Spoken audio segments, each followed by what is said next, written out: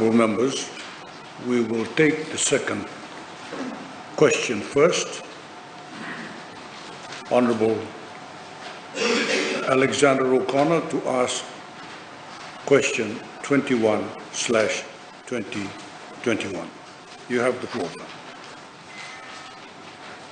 Thank you, Mr. Speaker, sir. Mr. Speaker, sir, I rise to ask question 21 of 2021 under my name in today's order paper, and it's directed to the Minister for Commerce, Trade, Tourism and Transport. Given that price gouging is a market occurrence during times of disasters and crises, can the Minister inform Parliament on the prevalence of the issue of price gouging pre- and post-Tropical Cyclone Yasa and Tropical Cyclone Ana, and the steps that were undertaken to minimize it? Thank you. Thank you. I now call on the Minister for Commerce, Trade, Tourism and Transport, the Honourable Faiyaz Koya. You have the floor, sir. Thank you, Mr. Speaker, sir. Mr. Speaker, sir, I thank the Honourable Member for the question. Mr. Speaker, sir, the past 1 year has been one of the most very difficult for our country, and the economic devastation that's been caused by COVID-19 pandemic and has effectively crippled our highest income in the tourism sector.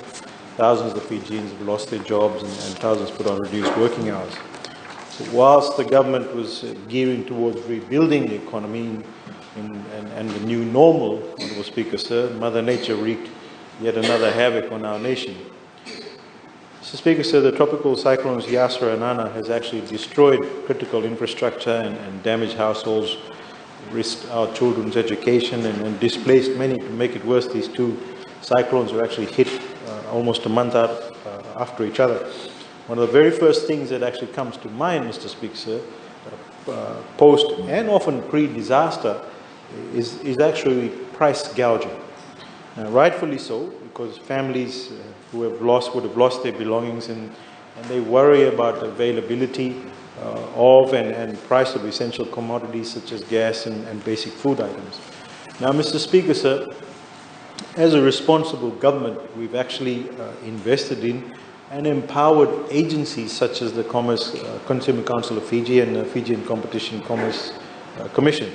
As such, Mr. Speaker, sir, due to policy actions by the government and diligent action by our consumer protection agencies, the actual number of gouging cases reported to CCOF pre- and post-Cyclone Yasa was 6.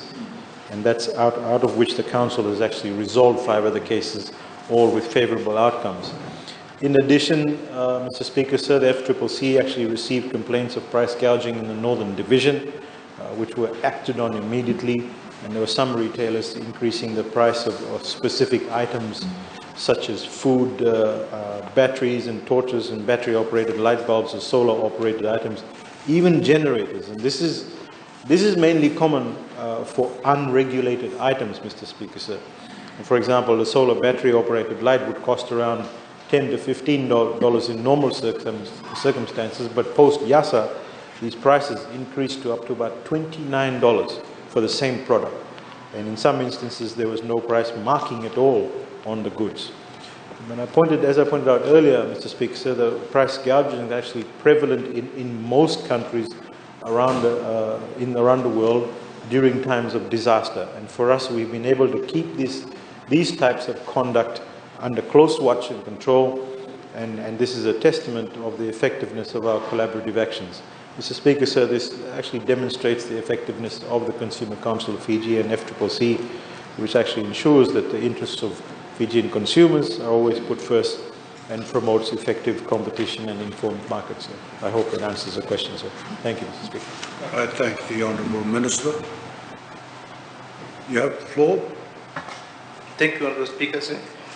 A supplementary question to Minister. Can the Honourable Minister inform this August House, are there any plans to match Consumer Council of Fiji and Fijian Competition and Consumer Commission as their roles are similar and complementary? Thank you. Honourable Minister. Mr. Speaker, so the role of Consumer Council of Fiji and FCCC slightly differ in the sense that Consumer Council is more of an awareness and advocacy agency of the government, whereas FCCC has an enforcement role. However, sir, as correctly pointed out, the roles of the two agencies actually complement each other, but initial assessments are underway on how the best two agencies can actually work together. So we're just doing assessments at the moment. Thank you, sir. I thank the Honourable Minister. Honourable members, I now give the floor to the Honourable Piotika Duandua to ask question 20/2021. You have the floor, sir. Honourable Speaker, I thank you for